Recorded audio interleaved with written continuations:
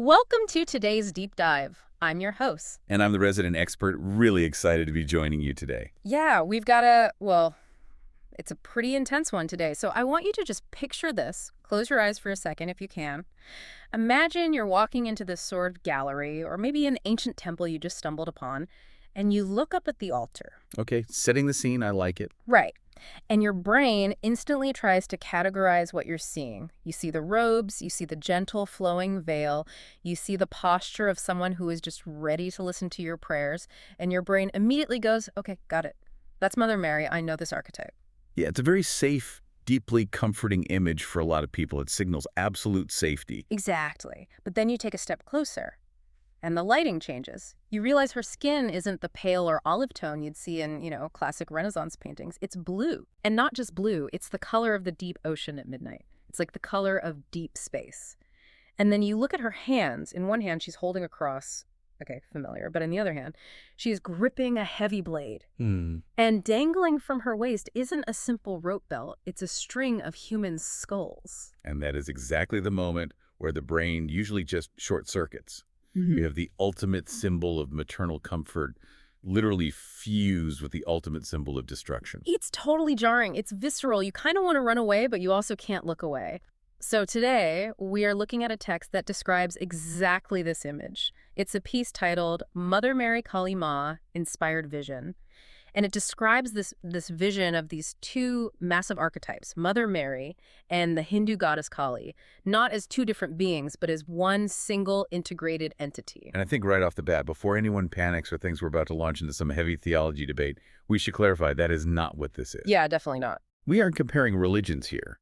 We are deeply analyzing a specific text that uses these potent symbols to explain a psychological reality. This isn't about who you worship.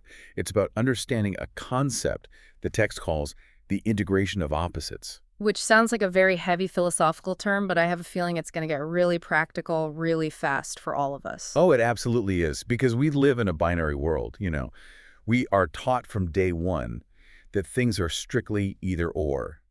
You are either kind or you are fierce. You are either patient or you are proactive. Right. You're either spiritual or you're grounded. And this text is essentially a manifesto that says that is total nonsense. It argues that if you split these things apart, you actually lose your power. You become incomplete. So our mission for this deep dive is to figure out why this terrifying fusion, this woman with a halo and a severed head, might actually be the most complete picture of psychological health we've ever discussed. It's a very bold claim, but yes. Yeah. We're going to explore why you need the cross and the blade to actually grow up. Let's start with the visual elements, because the text spends a lot of time really setting the scene. It feels very cosmic. It describes the backdrop as having shelves of books, star charts, this feeling of being in a library at the very edge of the universe. Yeah, the study of the cosmos mixed with intense esoteric knowledge. Exactly.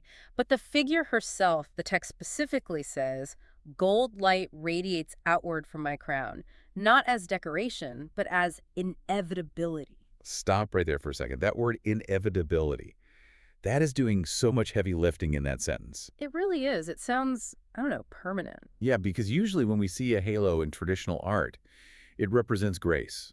It's a gift bestowed from above. The light is shining on the saint because they were good or pure. But here the text says, I do not borrow light. I emanate it. Which is a huge shift in power dynamics. It's the difference between the moon reflecting the sun and being the sun itself. She's basically saying the source of the power is entirely internal. Precisely. It's a statement of sovereign consciousness. She isn't waiting around for permission to shine. She is the source of the radiance. And then you have that stark contrast of the skin and the veil. The text says, my skin carries the depth of night. My veil carries the softness of dawn. See, to me, those are literal opposites. Night is dark, it's scary, it's the unknown. Dawn is safe, it's light, it's a new beginning. Yeah. Usually in our minds, one chases the other away. Right, but in non-dual philosophy, and specifically in this vision, they exist simultaneously. The depth of night is the Kali aspect. It's the void. It's the infinite potential where everything comes from. It's the womb of the universe, which is dark. Wow, okay. But the softness of dawn is the Marian aspect. It's hope. It's the gentle beginning. So she's basically looking right at you and saying, I am the darkness and the light at the exact same time. And she even calls out the listener for being confused by this.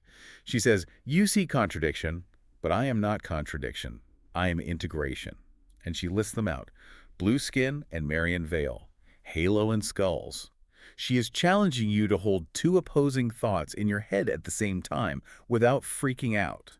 Which is so hard. Our brains just love categories. We want to put everything in neat little boxes. This is the nice box, this is the scary box, and this figure just completely smashes the boxes. Absolutely. The text also mentions the clouds behind her do not hide her, but they frame her. That's a really key detail. Nothing is being concealed here. This isn't some ancient mystery to be solved. It's a reality to be faced. She is standing there, fully revealed, asking you if you can handle the whole picture. Okay, so we have the atmosphere down. Now we have to talk about the tools, because this is where the integration of opposites goes from a really cool visual to a very grounded life philosophy. She's holding two things. In one hand, the cross, in the other, the blade. And we really need to strip away our standard cultural associations here. The text redefines these symbols very, very specifically. Right. It says the cross is, quote, not as a weapon, not as allegiance. So it's not about joining a club or converting anyone to a religion. No. The text defines the cross as sacrifice, endurance, and the meeting point of vertical and horizontal spirit and flesh. Endure suffering without hatred. That line really, really stuck with me. It is the absolute essence of the Marian archetype. Think about what Mary represents at the crucifixion. She is standing there witnessing the worst possible thing happening to her own son. She isn't violently fighting the Roman soldiers. She isn't running away in denial. She is enduring. She is holding the space. That takes a tremendous amount of strength, but it's a very quiet strength. It's the strength to say, I can withstand this immense pressure without breaking and without becoming bitter. Precisely. It's the capacity to remain open-hearted even when the world is literally breaking your heart. That is the cross. And this is a really big, but if that is all you have, you're in trouble, aren't you? You are. If you only have endurance, if you only have the capacity to suffer without hatred, you run the massive risk of becoming a victim. You might tolerate abuse. You might let things slide that actually desperately need to be stopped. You just become a doormat. Which is exactly why she has the other hand, the blade. And let's be real, the text gets pretty graphic here. It says she's holding a severed head. It does. And my immediate reaction reading that is, whoa, okay, too far. I mean, the severed head, that feels violent. It feels almost evil to look at. It's meant to shock you. But we have to look at what the head actually represents. In Hindu iconography, and specifically in the context of this text, the head is not a person. It is the ego severed from illusion. Okay, we need to unpack that. Because ego is a buzzword we throw around a lot today. Think of the ego here as the part of you that is utterly obsessed with itself. The part that narrates your entire life with fear. The part that says, I am separate, I am better, I am right. The blade is the tool of fierce discrimination. It's the sharp intellect that cuts through the lies we tell ourselves. So the blade isn't about hurting people at all. It's about killing the lie. Exactly. The text says the bowl beneath the head is there to catch what must be released. It's a surgical removal of what is toxic. I really like that surgery analogy. Let's play with that for a second. If the integration of opposites is the ultimate goal, how do the cross and the blade work together in practice? Well, imagine a surgeon. To save a patient, a surgeon needs a blade. They have to cut. They have to cause a wound to remove a tumor. That is the Kali energy, the truth that cuts. But if a surgeon just walks in and starts hacking away without care, without a desire to heal, without an understanding of the patient's fragility, that's not surgery. That's a massacre. Right. They're just a butcher at that point. Exactly. That surgeon needs the cross, the endurance, the compassion, the deep care to guide the blade. But now flip it around. Imagine a surgeon who has all the compassion in the world. They love the patient. They don't want to hurt them at all.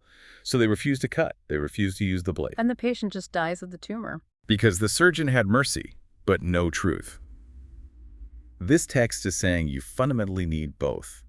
It says, the cross in my hand says, endure suffering without hatred. The blade beneath my feet says, remove corruption without hesitation. You have to be able to hold the space and cut the cord. That is incredibly difficult. I'm just thinking about my own life. I'm usually one or the other. I'm either avoiding conflict completely because I want to be the nice guy, or I explode and just burn the bridge. Doing both at once. That feels like mastery. It is mastery. That's why she calls her radiance inevitability. It's the inevitable destination of a truly mature soul.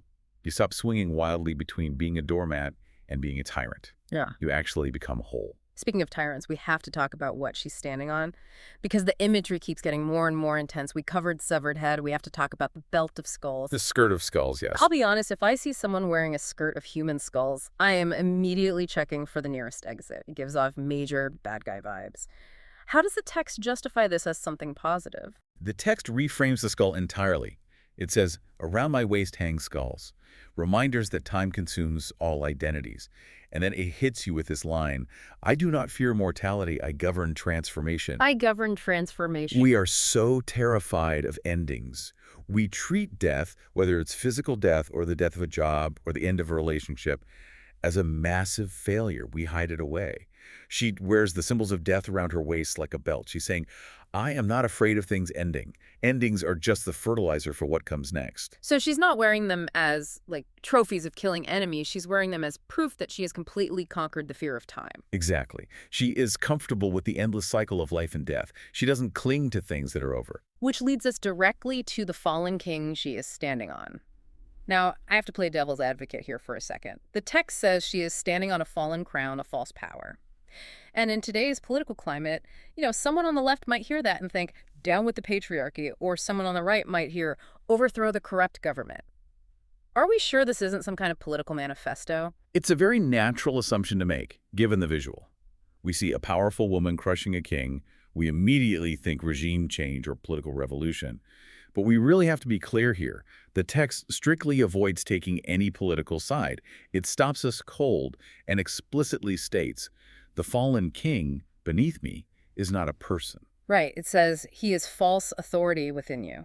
That turns the camera 180 degrees. It's not looking out at the world to assign blame. It's looking inward at you. The fallen king is your own internal arrogance. The inner tyrant. The part of you that thinks it knows absolutely everything. The part of you that demands the world revolve around your own comfort. The part of you that refuses to admit when you're wrong. That is the false authority. And she is crushing it. The quote is, I do not crush humanity. I dismantle arrogance. Think about how painful that is, though. When our arrogance is crushed, it feels like we are literally dying.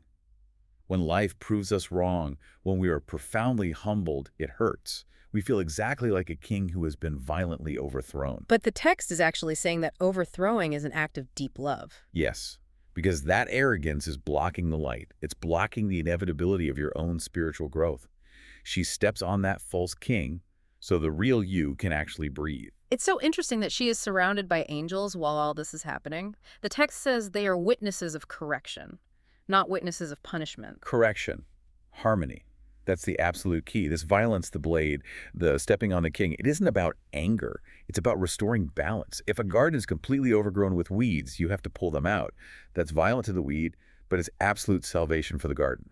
So we've got the visual image, we've got the tools, we've got the internal tyrant being crushed. But I want to land this plane on the so what. Why does a listener, maybe someone who isn't spiritual at all, maybe someone just trying to get through a really tough work week, why do they need this integration of opposites? The text gives us a phrase that I think applies to every single relationship and workplace on earth. It says, mercy without truth decays, and truth without mercy burns too quickly. Let's break that down. Mercy without truth decays. I feel like I've seen this in office culture a dozen times. Oh, absolutely. Think about the nice boss, the manager who desperately wants everyone to be happy. They never give negative feedback. They never fire the highly toxic employee because they feel bad for them. They have all the mercy in the world, but none of the truth. And the result isn't a happy workplace. It's a toxic swamp. The high performers leave because the low performers aren't held accountable.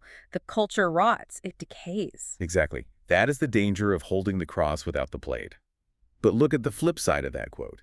Truth without mercy burns too quickly. That's the brutal honesty guy. The person who says, hey, I'm just keeping it real, and then completely insults you in front of everyone. Right. They have the facts. They might even be technically correct about your mistakes. But because they deliver it without any compassion, without understanding your humanity, you just shut down. You don't learn from it, you just get defensive. They burn the relationship to the ground. So this figure, this Mother Mary Kalima, is the ultimate balance point. She is the boss who says, I care about you deeply, and because I care about you, I'm going to tell you that your performance is not good enough, and it needs to change today. Yes. It's saying, I will hold you when you cry about it, but I will not let you keep doing it. That is the integration. The text also mentions her tongue extending. And again, usually that's a sign of madness or bloodlust in the old myths. But here it says, my tongue extends, not in madness, but in revelation. And then, honestly, my favorite line of the whole text, truth is rarely polite. It is so true. We constantly confuse polite with good. We think if we are polite, we are being holy or spiritual. But often politeness is just a convenient way to avoid the uncomfortable truth. Politeness is a mask. It is. This figure is saying, I am not here to be polite. I am here to be real. And sometimes reality is rude. Sometimes the thing you desperately need to hear is going to deeply offend your ego.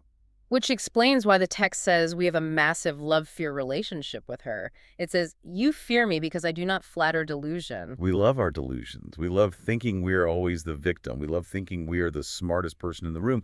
She doesn't flatter that. She holds up a massive mirror and says, look at the mess you made. Yeah. That's terrifying. But then it counters with, you love me because I do not abandon you in collapse. That is the promise. When the mirror shatters your ego, when the fallen king is crushed, and you are sitting in the total wreckage of your own arrogance, she is still there. She doesn't leave. She holds you. It's the ultimate safety net. You can completely fall apart and she will catch you, but she won't let you stay broken. She won't let you lie to yourself, but she won't let you face the painful truth alone. That is a profound, profound definition of love. The text wraps up by bringing this all the way back to you, the listener. It says, I am not here to be worshipped. I am here to be understood. Which I love. It's not asking for blind devotees. It's asking for real comprehension. And it locates exactly where this force lives. It says, not in the sky, in yourself. That's the major takeaway. This isn't about some distant entity out there in the clouds. It's about a latent capacity right in here, inside you. It gives us a final, beautiful definition of what it looks like to embody this. It says, when you can hold tenderness and intensity in the same breath, when you can love without denial and confront without hatred, then you will recognize me. Confront without hatred. That is arguably the hardest thing for a human being to do, to look someone right in the eye, tell them no, stop their behavior, hold a firm boundary, and feel absolutely no malice toward them. To do it entirely from a place of love. It feels almost impossible. But I guess that's why it's a vision. It's a target for us to aim for. It's the antidote to a life that devours itself. The text literally calls her the force that keeps life from devouring itself. If we are all blade, we just kill each other. If we are all cross, we let ourselves be killed. Integration is the only way we actually survive. It's the true union of the halo, that conscious radiance, and the blade, the fierce rejection of corruption. It's wholeness. And wholeness is messy, it's paradoxical, and it is incredibly powerful.